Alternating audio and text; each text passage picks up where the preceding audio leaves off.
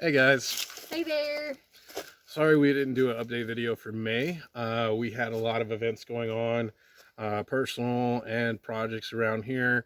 Um, Today is Father's Day. Happy Father's Day to Yeah. everyone that has been a male role model for us, fathers and uncles and guys. Brothers who are now fathers, friends who are fathers, just excellent role models out there of how to be a good human. Yeah, so we thank you and thank you for taking time to join us. Uh, so, in personal news, Max, we know you're deployed right now. We're wishing you all the best. You're always in our thoughts and prayers, brother. So, keep on, keep it on, Hope man. y'all are doing well out there, and thank you for serving for us. Thank you, sir. Also, somebody had a birthday recently. That one, yes. So we actually took a motorcycle ride for her birthday. Went out with uh, Joe and Lori, and we hit up one of the beautiful parks around here, Fall Creek Falls. We had a nice time. We spent probably about 9.5 hours out with them. Uh, Riding around, stopped at a really nice place for lunch, and it was like really just good country food. yeah, we So got burgers and fries, and it was great though. It was really good. and just beautiful scenery. It was really wonderful weather that day, and it just turned out to be perfect because it is summer. Yes. I know summer eclipse is not quite here, but it's pretty much summer. Yes, and I'm sure you guys are like us. You've been experiencing the heat wave lately, so everybody's just trying to stay cool. This has actually been one of the coolest weekends we've had for the past couple of weeks, so we've been taking advantage of it. Um, One of the big things that while Shelly, right before her birthday, she actually went on a trip to go visit her family out in California. Her sister graduated, and her other sister from Hawaii came out and was helping the folks get a few things prepared for her transition while her sister's moving in. So she had a really good time spending with them and getting to see her nephew and her niece, and disappointed that couldn't see everybody, but No, I mean, there is only so much time, and there is so many things that I want to do, but then there's things that were needed to be done. And so you do what you can, and you can't do what you can't, and you still enjoy the time that I had. And I'm still very grateful with all that time that I got to be able to just relax, hang out with my family, as well as be productive and get some good things done. Celebrating Lake and her graduation, she did the not registered nurse RN program. I think that's yes, registered yes. nurse. Okay. She got that, and now she's going to be getting her testing done so she can get board certified.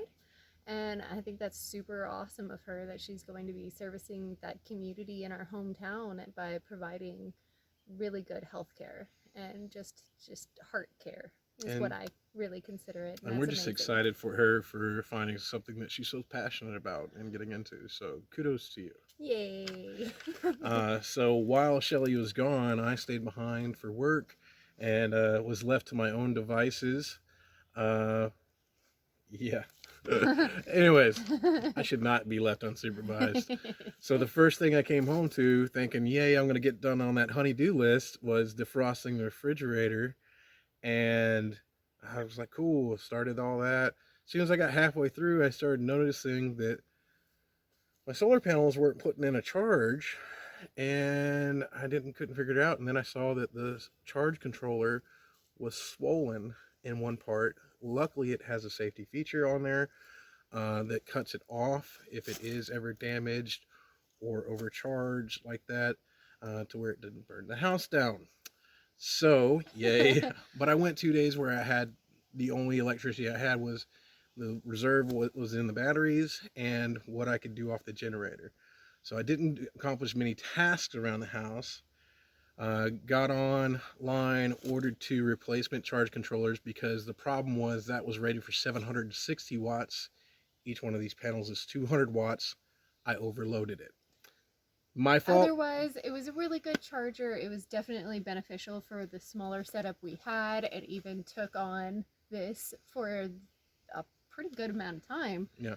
But Well, and it's always better to go bigger. And, you know, when we think about it, it was mostly over the winter time.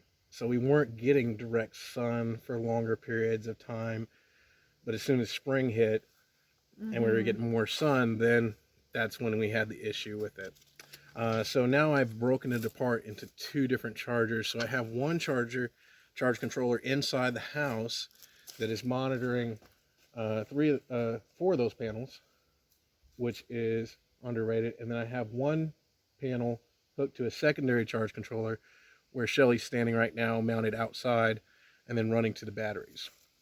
So by splitting that load, if I can add up to 3 more panels of these 200 watters and run them on that same charge controller out here before we have to invest in another one to break up any more load that we would put onto it. We did take the AC unit that we had in the camper and install it into the back window back here.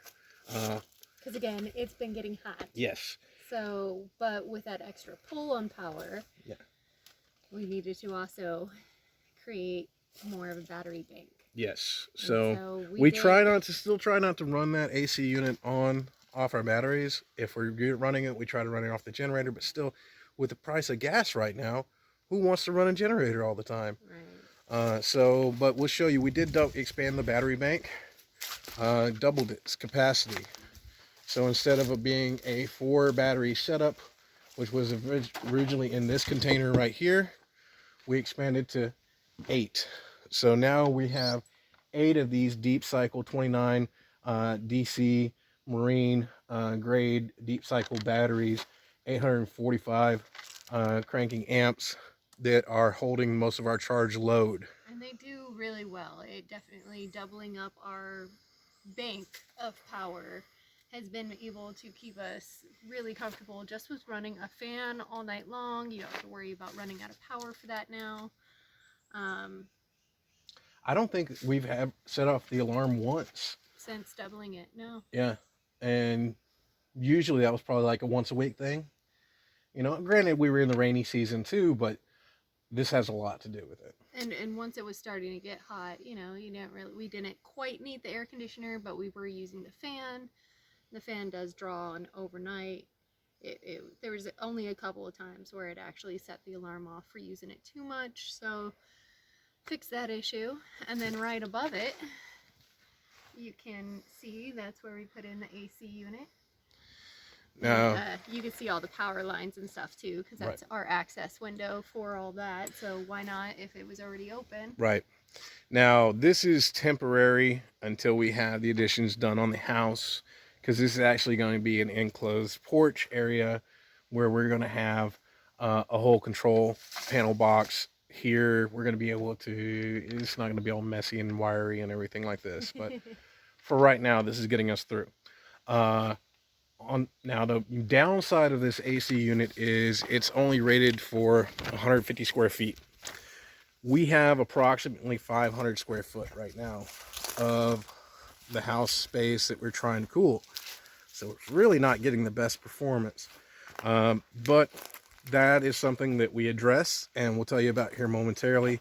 But first, since we're outside, I wanted to go ahead and talk about a little bit about our gardening and how that's going this year.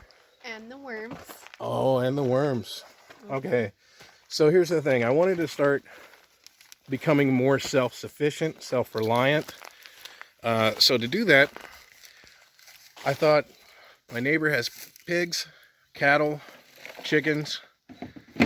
This one down here hunts a lot of time has deer meat. Down further, I have a neighbor that raises meat rabbits. My bad.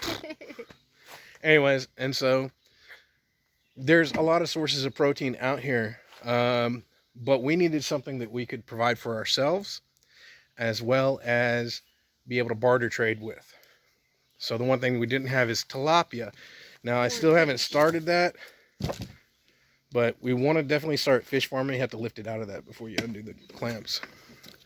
But to have fish, the problem is you got to feed them. So instead of me having to worry about buying fish food, I started to start worm farming because it's going to help our soil content. And I'll flip this over for you. So right now we have these small bins, and you can see little wormy worms in here. Started off about 200 worms, and they're doing really well. I need to feed them probably, but the soil is nice and moist. It's kind of like a sponge. Probably need to water it a little bit more, but they're doing really well right now. So once these really start taking off, we can use this worm tea that they excrete to water all of our veggies in the garden. And then also I'll have something to feed the fish when we start doing that. So for right now, I'm gonna put these, I've got a couple of blueberry plants that I pulled out to do a little bit of plant trading with. And so since I just pulled them out yesterday out of the ground, I'm trying to make sure that they're getting plenty of water, which is why they're soaking in there. But some warm water is always great for them. And then in our garden, as you can see, maybe not so much here.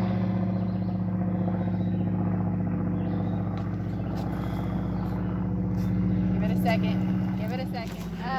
As you can see, like, the marigolds are doing amazing. There's actually a couple of them that are trying to bloom, and they're about to bloom beautifully, which is just in time because these watermelon are kind of getting up there as well. So try to give them the most because that's super number one, wanting to do well. Our green onions, we've harvested off them quite a lot already this year, and as you can see, they're still growing. They were just cut-offs from a store that I sprouted up, and they're doing awesome. The strawberries are nice and big and doing beautifully. The spinach, not so much, and you can see a little bit of new movement in there, and that's because I kind of redid some cucumber just to see how they would do. Now, we did have a comment on our previous videos by Christian asking what the beer bottles were. This is just our labeling system. We wrote what we planted.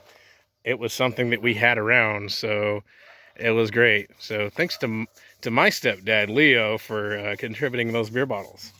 I didn't have enough popsicle sticks, and I wasn't going to buy popsicle sticks. Beer bottles work.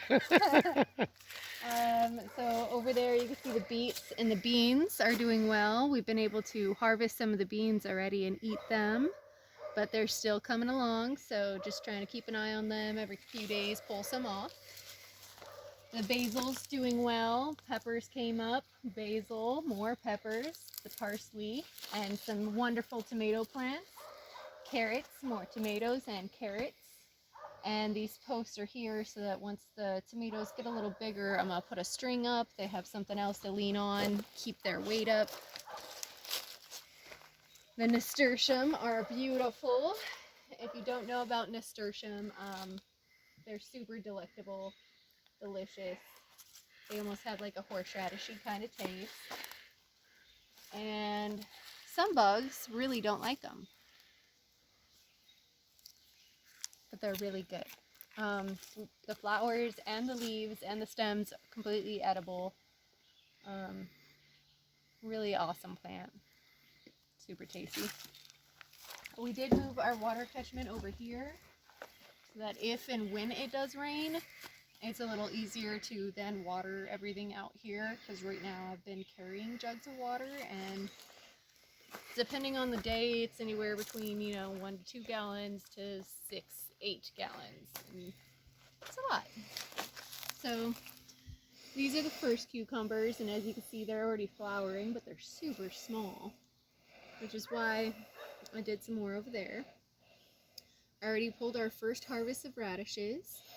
They were pretty tasty. We had them the other night. Still really tiny though, so I kind of did the deeper valleys for them so that I could bury them in a little bit, maybe give them a little more ground to grow in.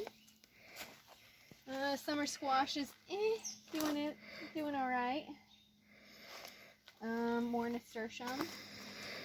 And because I finally weed whacked, I think I discovered that we might even have a wild grape trying to survive. And I'm not sure, so any of you fancy people with the knowledge, I'm pretty sure this is grape. I'm not entirely certain, but figured that would be really cool if it was. Because grape stuffed leaves are delicious, and so are grapes, because I like wine. So, we also have some asparagus over at the far end, and it did really well about coming up. The asparagus did do really well coming up. And our blackberries that are wild, that have been on the property since we moved here, are all starting to ripen now. Some of them are turning red. A lot of them are still green bud, but they kind of ripen individually throughout the season, so I'm not concerned about the smaller ones right now. We could try to find some that are trying. But these red ones over here, you can see that right there. And you got a lower one right here.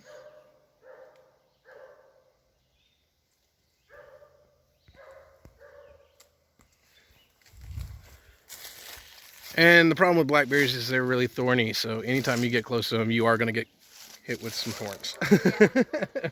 Which was another big reason why I needed to weed whack up to them, because the weeds were coming up to our waist.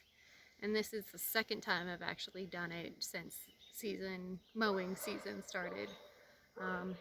3 weeks, a little too far, too long to wait. Yes. So mowing it down every other week, I think, is going to be my goal. Just so we could keep this awesome yard, because it's really beautiful. Now, yeah, ignore the tires and all this stuff, but yeah.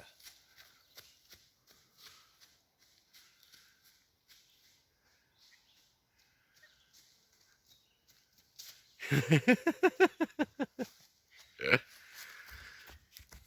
you didn't think the yard looked big enough. Yeah. It's pretty good size. It's a big yard. All right. So as we were talking about, you got my list in your back pocket right there. All right. As we were talking about with the AC unit not being able to really maintain because of the square footage and everything, we went ahead and, well, before we did anything with that, we had a problem with some ants. And it kind of put a hold on me finishing up the ceiling until we could get that resolved. The wood ants had gotten into the rafters of the ceiling. Right above our bed. Yeah, we were starting to find sawdust and stuff on our bed, and we were like, what's going on with that? Shelly pulled down all the insulation there, was able to figure out it was ant infestation, covered everything, got them out of there, used diatomaceous earth, and we've been waiting to make sure that that was taken care of. While she was gone, I went ahead and got pesticide, sprayed the interior and the exterior alike, and just wanted to make sure that was taken care of. So the last thing you want is an infestation. Some people out here have called them carpenter ants, because they bite away at the wood and tunnel through. So similar to termites in the fact that they're destroying the wood, but they're not actually eating it. So I don't know, it's a little easier to take care of from my understanding. Yeah. And hopefully we nipped that in the butt before it got too harsh, because that was really kind of crazy and absurd when we saw that. And it was, you know, if I was in a strong stomach with bugs, that would have sent me screaming. Yes.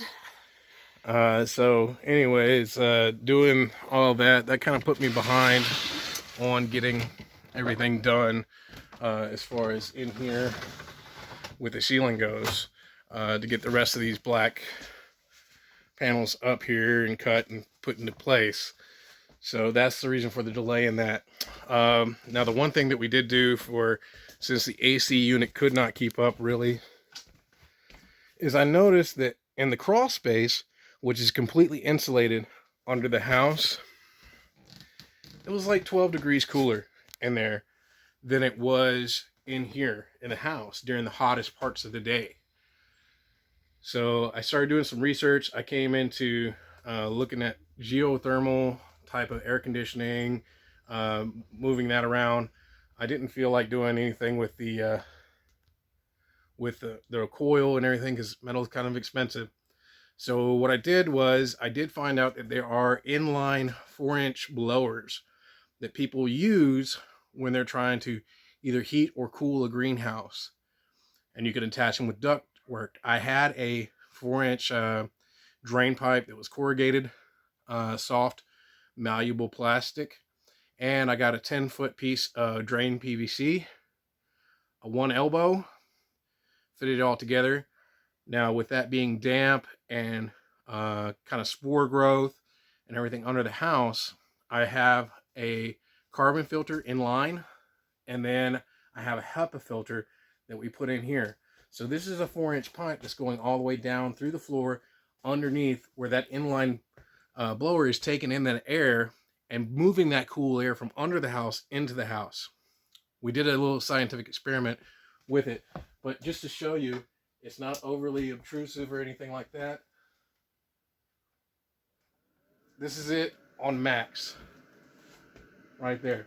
And I can feel it coming out here. It's not as strong as if the HEPA filter hadn't been there, but at the same time, it's keeping us safe from breathing in any of that stuff that would be under the house.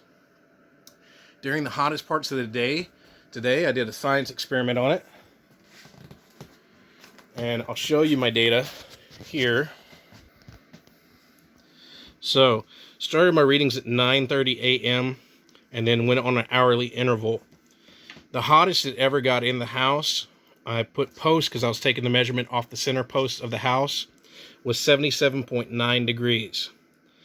The hottest temperature for the air blowing out of that pipe was 73.2. The outside hottest temperature was 84.4 today, but the biggest differentials were in the morning. There was a 12 and 10 degree difference, but most closely to 10 degrees throughout the heat of the day in the morning. So we're thinking that that's what's going to be super helpful during the daytime while we're gone, and trying to keep it cooler in here so that when we get home in the evening, it's not stuffy from being closed up trying to keep cool. So that was Connor's big idea into helping it make sure that it would retain being comfortable in here, because it was getting a bit especially during the day when nobody was home to air it out, nobody, running any kind of fan system, anything like that. We would just wake up in the morning, close everything down so that we could try to keep it cool in here, but it still soaks up the heat. So. And the biggest thing for us being off-grid is energy management. Now, the box said 18 watts is what that blower pulls. I don't know if it's because I have the filter on it where it's having to pull through that filter as well, which is made for it. But it's pulling closer to 34 watts when I'm reading it on the inverter. But still, 34 watts, that's like a standard fan. So if I can move air that's 12 degrees cooler under the house into the house, that's a win. That's a win. I'm going to do a little bit more with buttoning it up, making sure everything's airtight under the house as far as where the piping is joined together and everything like that. But so far, the experiment seems to be a success. Yeah, and I mean, this has only been a day and a half. Yeah, a day and a half. This was our first full day with it. Yesterday, we had finally gotten it at least short in and got to try it out, and it did really nicely. And especially for the hottest point of the day, to have some kind of airflow going on that is low maintenance, low power, is really ideal for us. And I think that's what's going to kind of make break the ease of summer. Yeah, again, because the AC is just not big enough for this kind of space. Yeah, and if you look back at that chart that I just showed you of my time readings, mid 80s throughout the day, and we were mid 70s. Highest point was 78, 77.9 for it being in here.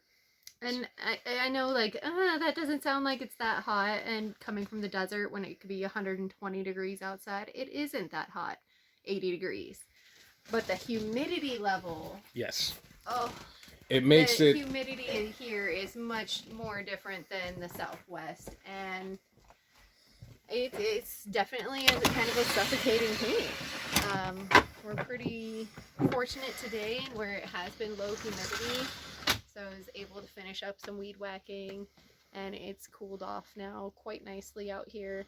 But typically the humidity is about 70%. Yeah. And I forgot, we also had a comment that was asking about the screen door. Oh. So this is our, it just rolls back and retracts. It's completely out of the way. You can pass through. There's no opening or closing like that. And then when you want to engage it, you just slide it all the way through. And a little plastic latch latches itself. Now at the bottom it is kind of loose. And luckily that works out for us because now Miss Kitty could let herself out. We don't have to wake up to get her out. Yeah. She's like, I want out, and goes ahead. Is that the box down there from it? I believe so. Because it comes with a. Now we're not sponsored or anything. We're just, if we come across a product that we enjoy, we'll tell you about it. So it's a Larson's Brisa retractable screen door. It does come with a lifetime warranty. Limited lifetime warranty, obviously, but still, it was good. I mean, I had to bring down a little bit on the height of the door for it to fit properly, about 3 inches, right? Something like that, yeah. But because we have an extra large door from it being that fancy metal door. If you saw our other videos, you would, yeah, it's a big door. Mm-hmm. So it's not the regular sized height. It is taller. Yep. Some adjustments, some fancy painting, and now it looks totally beautiful. Yay! And yeah, really happy with that door still. It's been doing quite well. Oh no, you think? Our power tools. Speaking of weed whacking Oh and yes, whatnots. other product reviews. Again, we're not sponsored. We went ahead and we were so tired because we have such a big yard, as Shelly demonstrated when she did her lovely cartwheel. A lot of it we do with a weed whacker, and we were borrowing neighbors' gas-powered ones, and it's like after an hour it overheats and doesn't want to start back up. You rip your arm off trying to start it. We had already gotten something, didn't we? Did we get the weed whacker first? I think the weed whacker was first. And then we got the blower. Then we got the leaf blower. And then we got the chainsaw. And yeah, our last one was the chainsaw, and it's all Harbor Freight Atlas brand, 40 and 80 volt interchangeable. You can use the same batteries for either of the tools. We have the 80 volt for the weed whacker. We have the 40 volt for the chainsaw, and the 80 volt for the blower. And they've been really awesome. So we're pretty sure that our next investment in yard tools is actually going to be the battery operated lawnmower in the same brand. We might pick up an extra battery or so just to keep them charging on the intervals, but really impressed with the power and the strength and how long they last. Yeah, able to do quite a lot. And I know when battery operated things first came out, they were really heavy, didn't have that counterweight kind of thing to them. This set, I've noticed that, especially with the weed whacker, that battery weighs less than a gallon of gas. And when you're having to put a gallon of gas, at least in your weed whacker or your leaf blower or any of these other yard tools, it actually ends up weighing less. And so it's been a little easier on my body because I'm a little smaller. But it's been easier on these muscles to be able to pull them around. And yeah, they've really done well. I'm impressed. Thank you, Atlas, for producing some decently great products. Yeah. It's kind of becoming rare in this world, so keep it up. Yeah. Anyways, that's all I got. Can you think of anything else? We covered everything on the list. I already checked that. Yeah. Yeah. All right. Oh, we hit our anniversary of being on the property. At the end of May. Yeah, True, we that have was another part that we missed. have officially completed 3 years of living out here now. Hmm. So we're working on year 4 now. But we're going back and looking at all we've accomplished over the past 3 years. I mean, it's pretty impressive that just two people, doing as much as they can per paycheck kind of thing, are able to do this. And that's the thing I like about us doing it, because it seems like every other homestead off grid kind of channel, these people got money, okay? They I got tools. They yeah, got equipment. They have buddies that come over. yeah. Like I was we get help from our neighbors, of course. Like we get help from friends. Oh, absolutely. And we couldn't do it without those people. Um, I mean, I was listening to one couple that's pretty YouTube famous, and they have tons of followers. I'm not going to mention their names, but just them talking about how much they have in their solar panels and everything was close to 50 grand. But they made it seem like, oh, we only put 15 in because of the tax rebates. No, you put out 50 grand. Okay? We put out what, 1,200 in the panels. We put in a couple hundred into the charge controllers, and Oh about yeah. 120 per battery. So you're still under $3,000, but we didn't do it all at once either. So just the slowly building up is working out for us, and it's because we don't have lots of money. We're not, like swimming in it. In other words, we'd have a tractor to lift some of the stuff and not be hand digging things Oh, out. I would have a backhoe in a heartbeat. Trust me. Yes. Eventually, we're hoping to get there at some point, and until then, we're just gonna keep chugging along because it's working out nicely. It's turning out beautifully, and even though it's a little bit more laborious, it's just that much more love that we can look back and be like, no, we did that. Yeah. And honestly, this time that we get to spend with you, updating you on our progress and everything, it's really gotten to mean. At first, it was just us logging it to where we knew what we did, and maybe With our few family a few members family that members would check in. But now it's starting to grow, and more people are checking in on us, and we're starting to have a larger reach. And so we appreciate you coming on this journey with us here at the Great Leap Homestead. So, guys, we're going to try to be more regular with stuff. So we will see you in July, probably around Independence Day. it's only like 2 weeks. Oh, wow. We're Okay, already so halfway after through June. Independence Day. So y'all have a good one. Until then, we'll keep you posted. Thanks.